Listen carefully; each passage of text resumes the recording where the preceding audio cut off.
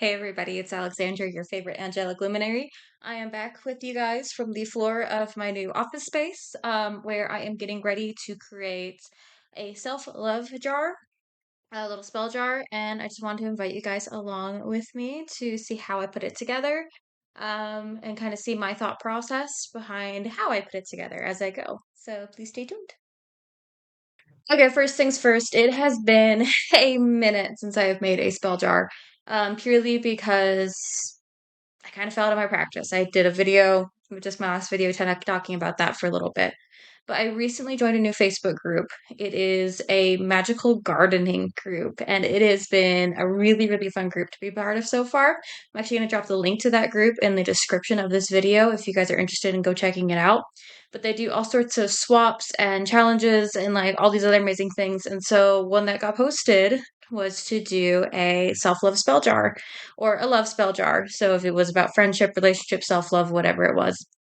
And so I've kind of been stewing over the weekend on how I wanted to go about this. I kind of went at it from several different angles over the weekend, trying to decide what I needed the most, what was I actually going to benefit from. Because for me, I'm in a very good relationship right now. Um, so I feel like I'm very solid and stable there. I feel like self-love is a little too ambiguous for me. I like to get a little bit more specific with my spell work. So after thinking through a bunch of different ways I could go about it, I finally settled on I feel like my inner child needs grief processing, healing, and love. So that is how I am building this spell jar. I am going to be doing it in a very healing, very loving way, dedicating it to my inner child to kind of work through some of the things that I need to work through at that root, like base level. Okay. So again, I'm going to drop the Facebook group link in the description, and I highly recommend you go join if you want to kind of, especially if you love gardening, because we do seed swaps all the time and everything. Like it's really great. I love this group, but also to have that like little bit of motivation to do some magic that maybe you haven't done in a while, and kind of open up your horizon a little bit on that. So I've kind of gathered together a bunch of items. Usually when I start a spell jar, I like to grab something that's pretty relatively small. I like something that can fit like a decent sized crystal in it because I don't do crystal chips very often in my spell jars. But I don't like to do something like super humongous big because I'm holding this spell jar. It is mainly a reminder for me. It is full of anchors, but it's for me to see that and make the magic every single day, right? So I like to find a somewhat smaller jar, but one, especially one that has like a nice big opening to it, so I can put something a little bit larger crystal wise. I grabbed a couple of stones that are definitely going to be too big even for this jar, but this is Salt Lake selenite, and then this is actually another local Utah stone that a friend of mine went and found. But I just felt like some of the rocks that he found were definitely worth having available to me. I grabbed a couple other, including this little heart-shaped one, but I've got a couple stones here that I felt like might have space. I've got this little set of heart-shaped stones, which one's already been used in a spell jar, but I digress. So I've got that little set of stones. I've got some spell paper that one of my friends made. She actually has an inner child paper in here for me to use. That's from Bits and Bob's Divination. I will also drop her in the description because she's super amazing. I get her snail mail readings, and they're always so fantastic. And then I have a blend called Gaia's Easy Body that yet another friend made. Eve of Earth. I'll put that link in the description. I also gathered together like salt and various herbs like orange and rose and calendula and eucalyptus. So kind of I just kind of gather together everything first that I feel like may have a place in the spell jar, because then I can kind of intuitively flow through what it is that I actually want to include in it. So that's kind of the start of my process. A little bit chaotic, just to kind of go around gathering kind of like a little gremlin, but it's what works for me. If you'd rather be more organized and have it plotted out more ahead of time, you're welcome to do that. But for me, I like to have all the options around me, so as I'm actually putting it together and feeling into it, I am able to actually build through that. One thing I did notice while I was kind of gathering my materials is several of my items are come from friends that I have. that they've been even been given to me, made for me, whatever. And it really speaks to how important it is to have a tribe of people that you trust, that you love, that you feel like support you when you're going through your healing journey. We are pack animals. Humans are very, very dedicated to that safety in numbers. And I feel like that comes through in my spell work quite a lot. I don't know about yours. I don't know about, how that goes for you.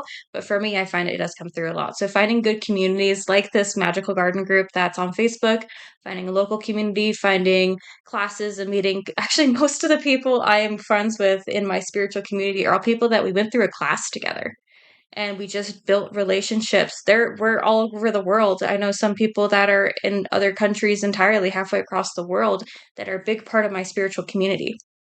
So, yeah, kind of be open minded towards how you would accept those people. But really, honestly, so many elements of everything I do comes from these amazing people that have entered my life. So, highly recommend. Definitely find a community. Maybe start with the magic gardening one. But be open minded about how you're going to find that community. Okay. So, anyway, I've kind of gremlin gathered my materials together. Now let's start putting together our spell jar. Okay, so as I said, this is kind of going to be like a kind of a chaos way of building a spell jar. You can do something a lot more organized. This is just the way I like to do it. So all my materials and everything are already cleansed. I've already kind of come up with the intention in my mind of what exactly that is that I want to do. Like I said, I'm kind of going towards a grief processing and love towards my inner child. So I already got that set in my mind. You want to be very clear on your intention when you're working on a spell jar or any spell work whatsoever, because all of these ingredients, all these materials that I have, they don't carry the magic. They are anchors for your magic. So if you don't know what it is that you're creating, if you don't have a set in stone visual or feeling of what it is that you're looking to achieve through what you're doing, it's not going to do anything for you. Okay, so like I've already kind of pictured in my mind what it would feel like to have my inner child in this place of healing, to be able to release that grief. I know how that feels in my body. I know how I want to feel. And that's what I'm putting into the spell jar. Okay. So, with that being said, I really feel like starting with the crystals. I like to start with some of the larger elements in my jar and then kind of fill in with some of the other elements. So I really, really, really am feeling called to this little heart that I have. I believe it's Caribbean calcite. I am not super good with crystals. I'll be honest with you guys about that. But I'm 99% sure that's what this one is.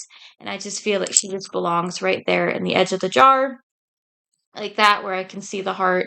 Um, Growing up, my inner child, well, no, my outer child while I was growing up, but the child, me, really, really, really loved water, the ocean. I had definitely some big dreams about being like a marine biologist someday and working with all sorts of fish and turtles and everything. So I feel like that's going to be very healing to me to have that element in here.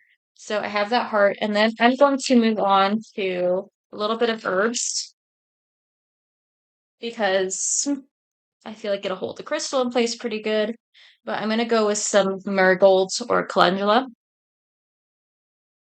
Calendula is very sun-based, and I am a very sun-based person. And the sun, what does it do? It grows, it heals, warmth heals. So I love using calendula, and I'm actually using quite a bit. I just realized I'm using quite a lot of calendula in this because that is really where I want to go, is like the healing aspect of this spell jar. So I'm going to kind of tamp those down a little bit. Probably enough calendula, but in very intuitively is how I put this together, right? Like I feel like calendula is a very big deal for what I'm trying to do here, so I put a lot of it. Next, I'm going to reach for my friend Ease, Gaia Easy Body. And so this one is jojoba oil infused with several different herbs and Reiki. So I'm just going to put a couple drops of that right on top of the calendula. And I'm actually going to put just a little bit on me as well. So when she was sending me a lot of the items that she decided to send me, she was feeling into what it was that I needed at the time. And she was absolutely right. I just did not really take action with them this time of my life. But now I'm to a point where I want to take action. And thank God, because she's got these beautiful, beautiful oils. She also made a couple tinctures that I can use. So I've got all of those elements ready for me. Okay, so now we've got our Caribbean calcite and leaf in our calendula and some of our Gaia Easy Body blends. And now I'm going to go ahead and I'm just going to take a little chunk of Himalayan pink salt. So salt is very purifying. It's a cleanser. It's a protector. Pink salt carries additional love and nourishment in it over some of the other salts that you can use. So I really love pink salt whenever I'm doing like a spell that has anything to do with love, anything to do with healing. So like when I'm doing like a happy home spell, when I'm doing a relationship spell, when I'm doing anything like that, pink salt is the salt that I reach for personally when I'm doing those things. And then I also have some straight geranium essential oil. Gonna put that in as well. Geranium is a super comforting. And honestly, so like, where does a child heal, right? If a child's scared, they don't heal. A child is always seeking comfort, right? So that's why I'm kind of leaning towards that geranium being an element in there. Um, Again, kind of working with the sun. I've got a couple pieces of orange peel. So I'm gonna put a couple pieces of this orange peel in here.